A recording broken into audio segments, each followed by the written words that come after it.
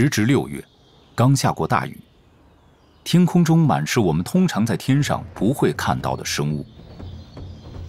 乍一看，景象令人很不安，但对于幸运的雄性或雌性红火蚁，又叫火蚂蚁来说，这是浪漫的一天。这就是婚飞现象。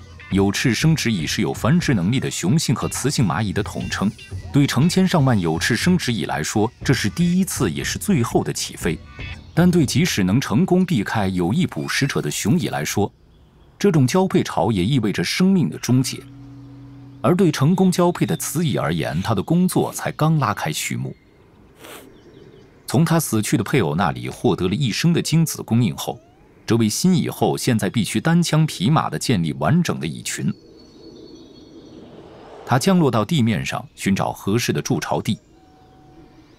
理想的情况下，它能找到一处松软而易于挖掘的土壤，例如已被人类开垦过的农田。找到理想位置后，它就折断翅膀，生出作为它以后标志的残根。然后它开始向下挖通道，在通道尽头挖出一个空穴。蚁后开始在此处产卵，大约每天10个。第一只幼虫在1周内孵化。在接下来的3周里，新蚁后靠另一批未受精的卵来养育自己和幼卵。这个过程中，它的体重轻了1半。好在大约20天后，这些幼虫就已经长大，成为第1代工蚁，可以觅食并供养已身形枯槁的蚁后。以后的女儿们必须尽快工作，当务之急是让母亲恢复健康。在周边地区，数十个邻近的蚁后也在建立自己的蚁群。到目前为止，这些蚁群一直和平相处。然而，一旦工蚁出现，窝袭现象就开始了。有工蚁从几米开外的蚁穴里跑来，开始偷取我们蚁后的幼卵。我们的蚁群会进行报复。但来自更远处的几波袭击，最终令工蚁们无力招架。几个小时之内，掠袭者就把蚁后所有的幼卵搬到了附近最大的蚁穴。蚁后幸存的女儿们也弃它而去。为抓住仅存的一线生机，蚁后沿着偷袭路线来到胜利者的老巢。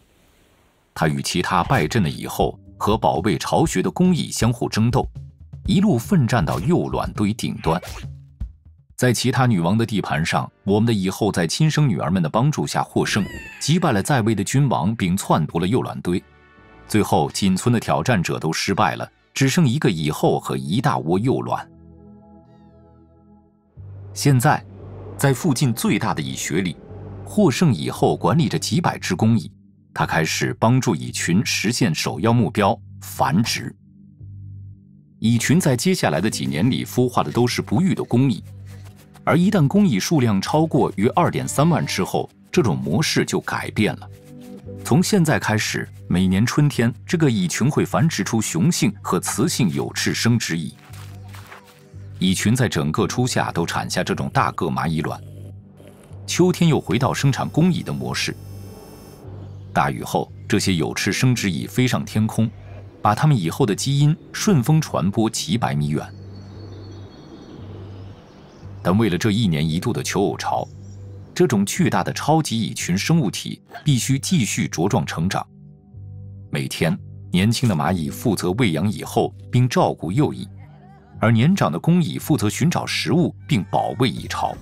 当有入侵者发动攻击时，这些年长的工蚁会用毒液抵挡入侵者。雨后，蚁群聚在一起，用潮湿的泥土扩建巢穴。当灾难性的洪水淹没了他们的家时，姐妹们会集聚成一个巨大的活体救生筏，顺着水势把蚁后搬运到安全的地方。然而，不管蚁群适应力多强，其生命总会走到尽头。大约8年以后，蚁后用尽了精子，再也无法更新日益减少的工蚁。蚁巢蚂蚁的数量逐渐减少，最终被邻近蚁群占领。我们蚁后的统治结束了，但它的遗传基因仍在延续。